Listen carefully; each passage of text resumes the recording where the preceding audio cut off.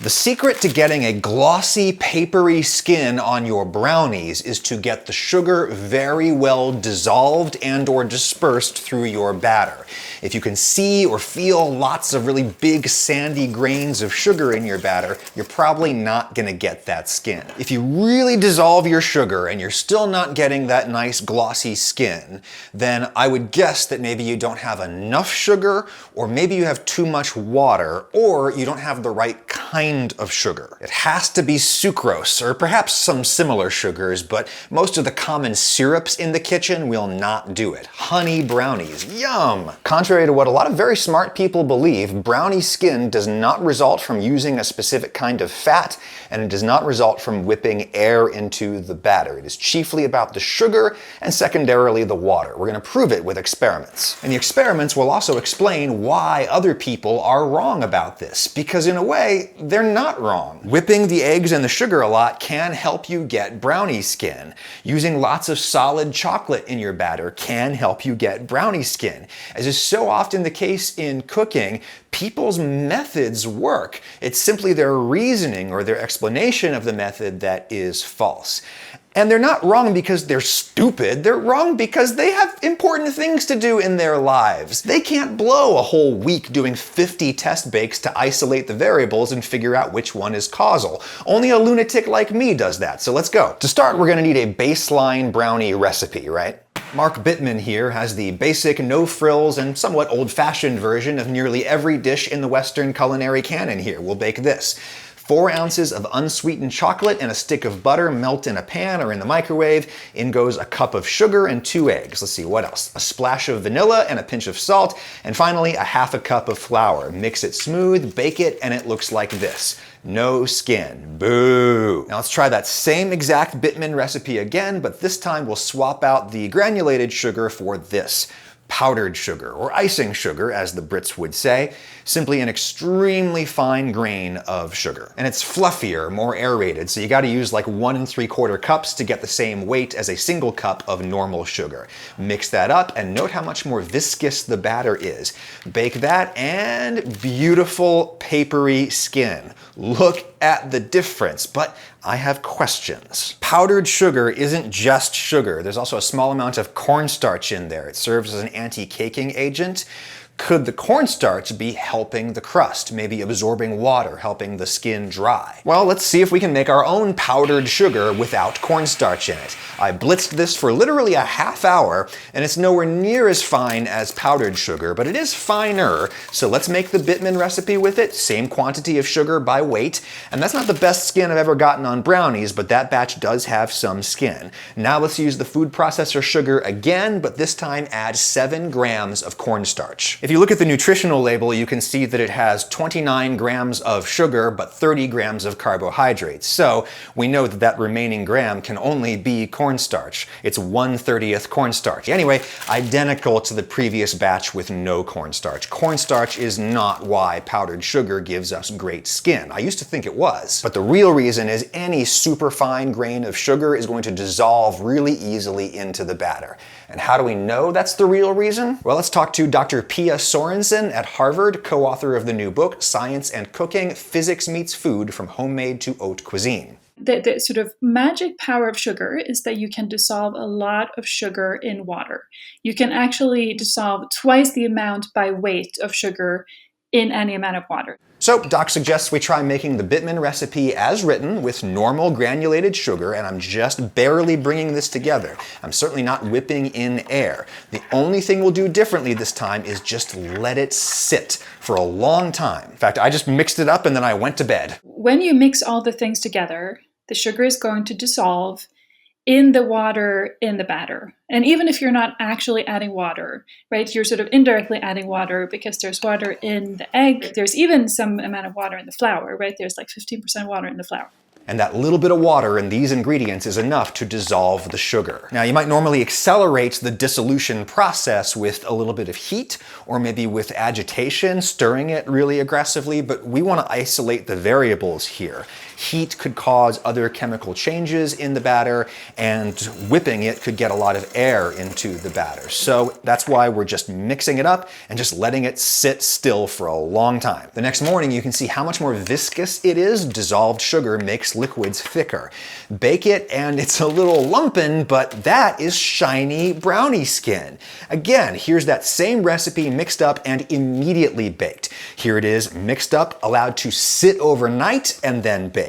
When the sugar is well dissolved, you get skin. It's almost that simple. But why, right? Why does dissolving the sugar get us the skin? So what I think happens is that here's this batter, right, sitting in a pan. It has a little viscosity. Then you heat it, and any air that is trapped in the batter is going to try to escape. But already at the very surface, you have already kind of dehydrated that a little bit. So it's already forming a little bit of a shell that is trapping the air that is coming up from inside the guts of the brownie. And then there's this delicate balance where you want this very top layer to be dehydrated enough and viscous enough so that it both can lift a little bit, but also not break and just sort of go poof right away. Indeed, the latter scenario is exactly what we see happening in our batches that don't have skin. They are pockmarked with little popped bubbles. Here's a batch that, for reasons we'll soon discuss, has some areas with skin and some areas without skin. Look under the microscope. The skinless areas are just full of little holes where the surface layer could not hold back the gas. The gas pushed through and left a little hole. If we look at the areas that do have skin, we can see the surface here has dried in the oven to a hard shell. Gases pushed up under it, stretching it taut and smooth like a balloon, but the balloon never popped. It stayed solid, it stayed smooth, and smooth things reflect light much more directly. That's what gloss is. And what goes better with a glossy brownie? Let's thank the sponsor of this video, Trade Coffee. In the space of a year, Trade has turned me from a coffee noob into a total nerd. Now, when I fill out their online quiz, I know exactly what kind of coffee I like, and they send me more of it. All kinds of fun things from the top roasters, coffees I'd never find on my own. Having Trade send me lots of different stuff helped me to discover my own tastes. I like more acidic coffees, like this, big surprise. Plus, Trade ensures that I never run out of coffee because it comes right to my door at regular intervals. Their packaging is compostable, by the way. You can do us both a favor and save 50% on your first bag when you sign up with my link and code in the description. If you don't love it, they'll send you a different bag for free. That 50% offer is good for the first 100 of you who use my link and my code, Ragusia50. Shipping is also free. Thank you, Trade. Now, let me show you a batch that I made with powdered sugar so that the sugar would dissolve really thoroughly, and I increased the sugar quantity by about a third. The surface area dried so hard and candy-like that the skin couldn't even balloon very much with the gas. It just sat there, a solid, impenetrable wall. In contrast, here's a batch that I made with the Bittman recipe with powdered sugar, which normally gives you great skin, but instead of increasing the sugar content, I increased the water content. Just like a quarter cup of water there, and look, even though that sugar is very well dissolved, no skin. The batter was too loose and wet. The surface didn't dry in time to hold the gases back. We get a field of popped bubbles instead. So if you've got a brownie recipe that you really like, but it doesn't give you that nice skin, the first thing that I would try is just swapping out the sugar for powdered sugar. If that doesn't work, try increasing the sugar a little bit and or decreasing the water a little bit. And if your recipe doesn't call directly for water, try removing one of the egg whites. You need the emulsifiers in the yolk, but the protein in the white is less important and it's mostly water, so you can just cut it out. You could also get rid of the water that's in the butter. Butter is 15 or 20% water, and you can get it out by switching it with clarified butter, which has no water in it. Or you could brown the butter. Browned butter tastes great in brownies, and in the course of browning it, you're gonna evaporate most of its water. Or you could swap the butter for oil. No water and oil, right? This batch I made with powdered sugar and oil instead. instead of butter. Inferior flavor, but even better skin. This experiment also suggests that the type of fat is irrelevant to skin. It's merely a matter of the water that the butter brings with it. So why do so many people say that cocoa butter is the key to brownie skin? Melting lots of solid chocolate into your batter, that gives you the skin. Lots of people claim that. Well, I suppose one reason could be that cocoa butter is a form of fat that brings little if any water with it. So if you swap out the butter in your recipe for cocoa butter, you're going to have less water in the batter, and as a result, that surface of the batter will be able to dry faster in the oven. It could also be that that extra step of heating and melting the chocolate helps to dissolve your sugar. Heat accelerates dissolution, and if you put the sugar in the pan with your chocolate and your butter and such as you're melting all of it, that's going to help dissolve the sugar. Plus, if you're melting sweetened chocolate, like chocolate chips, then it could be the sugar that's already in the chocolate helping you out. And that sugar is already dissolved. So you don't have to, you're not running into this problem of the sugar not dissolving. And that is then, again, causing that crust. Likewise, this is probably why people think whipping air into the batter will give you skin. It does, but not because you've aerated the batter. It's because this extra step of beating the sugar and the eggs until foamy also agitates the sugar in the presence of water, helping it to dissolve more smoothly. Though the crust you get from that technique is not as shiny, I would guess that's because the very small bubbles that you beat into the batter make the surface less smooth, but it's still good and dry, so it's crusty because the sugar was well dissolved into a minimal amount of water. All of this raises the question, why not just make brownies with a form of sugar that's already dissolved, aka a syrup? Well, here's the Bittman recipe again with no sugar, but an equivalent amount of corn syrup by weight. No skin at all on those. Here's the same experiment, but with honey instead of sugar. No skin at all. Why not? Well, maybe we have too much water in the batter. Honey and corn syrup are both like 20% water, and we know from our other experiments that having too much water in the batter means that the surface layer won't be able to dry in time to form a crust. So let's try boiling the water out of the honey. Mix up the batter, bake it, and yikes! Well, maybe something different is happening on the molecular level here. Honey and corn syrup are mostly glucose and fructose and other sugars that are not sucrose. Cane sugar is sucrose. So let's try making a pure sucrose syrup. You need a little bit of water to get it dissolving, but then I boiled it to about 240 Fahrenheit, which according to candy making references should mean that most of the water is gone. Mix up the batter, bake the brownies, and no skin. Dry batter, fully dissolved sucrose, no skin. Why not? Sucrose, it's essentially two rings linked together. It's one glucose ring and one fructose ring, and they're held together by one single bond. And that's it. And that bond is easily broken with acid or with heat. A little heat in a not particularly acidic solution won't do much, at least if you don't leave it in there for very long, but the kind of heat necessary to create a low moisture sugar syrup? What that does when you then heat it is it pretty quickly breaks that bond. And then you get what's called invert sugar, which is really just a solution of fructose and glucose. That's it. And as we've previously established, those sugars don't make brownie skin. One more experiment. Here's the Bittman recipe with powdered sugar, which would normally give us a great skin, but I'm going to drop in just a little glug of honey, just a little spoonful. And that is this batch. The brownies with some skin and some not skin.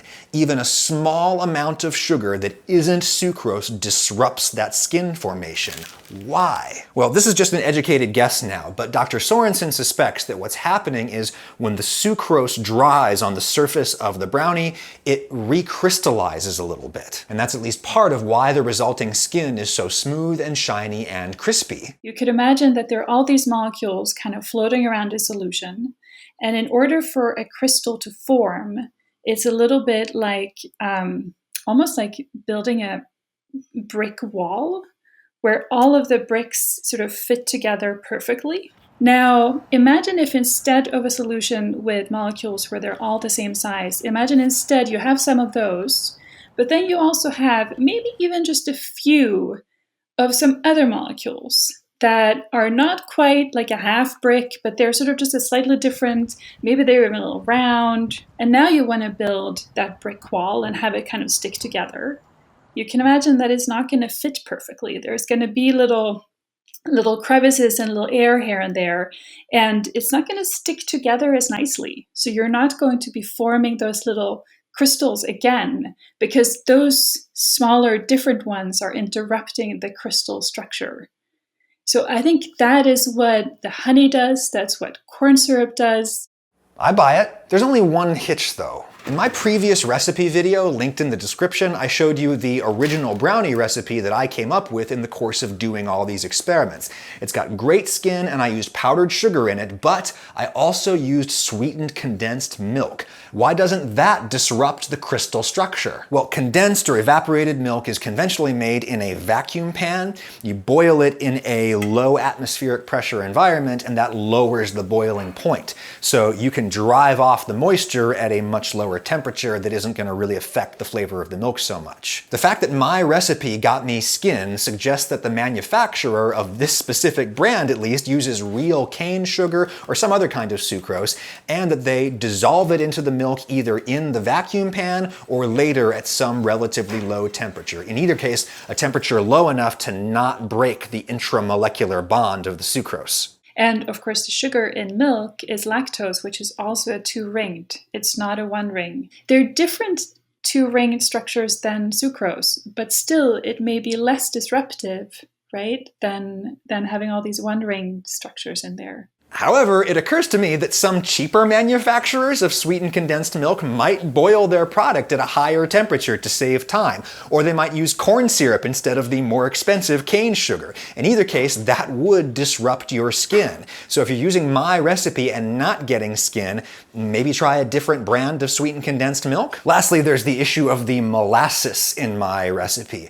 I wanted that nice flavor you get from brown sugar, but I wanted the crust you get from powdered sugar. So I used powdered sugar and I called for just like a couple of teaspoons of molasses, because after all, brown sugar is just sugar with molasses in it. Molasses itself is a byproduct of sugar making, and as a result, it has a lot of sucrose in it. But depending on what brand you buy and how it was processed, it might have lots of other sugars in it as well. So if you're doing my recipe and not getting good skin, this may be a reason why. And or maybe you're using too much. Here's 2 batches of my recipe. This one has about half as much molasses as this one, and this one is shinier. Maybe that's the reason why. And of course, if you just want brownies with great skin, but you don't have to worry about any of these variables, just buy boxed brownie mix. The mixes usually give you great skin because their water to sugar ratio is carefully formulated and because the sugar is very fine. Look how powdery that mix is. Tiny sugar crystals that'll dissolve even better than coffee into water.